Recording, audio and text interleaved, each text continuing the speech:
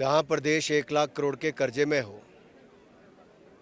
विकास के लिए पैसा ना हो, तनख्वाह मिलने में देरी होती हो, वहां 2000 करोड़ रुपया कम लगे। 500 करोड़ रुपया 2 बार बगैर ब्याज के मिला, वो भी कम लगा क्या। 93,000 मकान प्रधानमंत्री आवास योजना में मिले और इससे पिछली बार 12,000 मकान अलग जब आपदा आई थी तब भी दिए गए, तब भी सैकड़ों करोड़ रुपये दिया गया। राज्य से वो पैसा खर्च भी पूरा नहीं हुआ और उस पैसे का एक हिस्सा वापस चला गया। नरेंद्र मोदी जी की सरकार में हिमाचल के लिए सदा बढ़ चढ़कर सहयोग किया है, पैसा दिया है और अब भी कोई कमी नहीं है। राज्य की सरकार का मन छोटा है कि आवास योजना के मकान अगर मोदी जी देते हैं तब भी उनका नाम लेने के लिए तैयार नहीं। प्रधानमंत्री ग्रामीण सड़क योजना में 2700 करोड़ की सड़कें देते हैं तब सांसद का नाम लगा के राजी नहीं। और इसी तरह से अन्य बड़े प्रोजेक्ट के लिए पैसा देते हैं तो उस पर भी गति नहीं मिलती। मैं आपको बहुत सारे उदाहरण दे सकता हूं, लेकिन आज नहीं देना चाहूँगा, लेकिन इतना ही कहूँगा, बड़ा मन करके राज्य की सरकार को राजनीति करनी चाहिए। प्रधानमंत्री मोदी की एक बहुत बड़ी सौगात दुनिया भर के लिए है कि दुनिया भर के लोग स्वस्थ रहें, निरोग रहें और योग करते रहें। ये भारत का एक बहुत बड़ा योगदान दुनिया भर के लिए है और ये देन किसी की है तो प्रधानमंत्री नरेंद्र मोदी की है। देखिए, जब से सरकार बनी है तब से इससे कोई खुश नहीं, ना राज्य के लोग, ना सरकार के मंत्री, ना कांग्रेस के कार्यकर्ता। 1-1.5 साल में जिस सरकार में उठक पटक शुरू हो जाए, 9 विधायक इस्तीफा दे के चले जाएं, सिटिंग मंत्री भ्रष्टाचार के गंभीर आरोप लगाएं और ये बताएं कि सरकार पे किसी का कंट्रोल नहीं, इससे बड़ा दुर्भाग्य क्या होगा।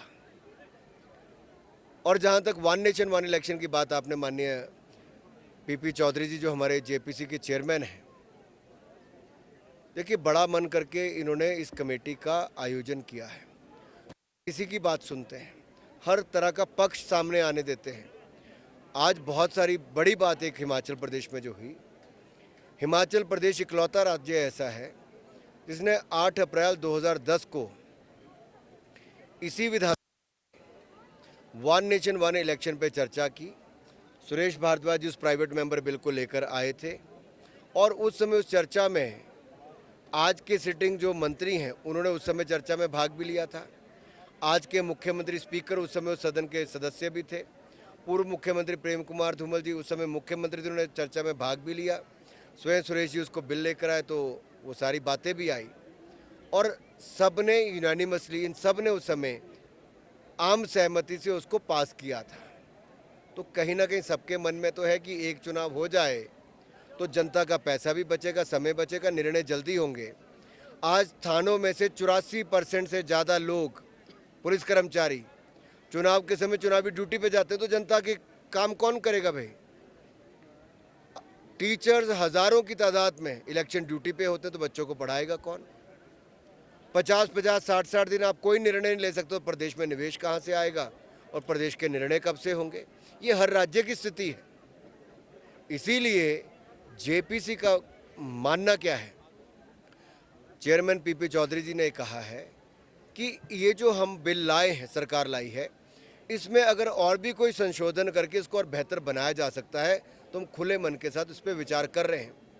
मैं बहुत सारी कमेटीज़ में रहा हूँ, लेकिन जिस तरह से चेयरमैन महोदय ने बड़ा हृदय करके सबकी बात कहना, खुले मन से सुनना, पक्ष विपक्ष हर तरह की बातें आती हैं, लेकिन सबकी बातों को नोट किया जा रहा है और निर्णय भी होंगे। देखिए, आपने बहुत महत्वपूर्ण विषय उठाया क्योंकि मेन स्ट्रीम मीडिया वो है, जैसे आप, किसी ने प्रिंट में लिखा, किसी ने इलेक्ट्रॉनिक मीडिया में दिखाया, लेकिन आज एक डिजिटल मीडिया का भी अपना प्रभाव है और एआई के आने के बाद क्या सच है क्या झूठ है इसका कोई पता ही नहीं चल पा रहा। तो जो फर्स्ट हैंड इन्फॉर्मेशन है वो जाकर जो सांसदों ने दी और बताया कि भारत ने 15 दिन तक इंतज़ार किया कि Pakistan the resistance front organisation पर कार्रवाई करेगा, जो लश्कर तैयबा का फ्रंट है जिसने पहलगाम अटैक किया था और वो पाकिस्तान की भूमि से चलता है।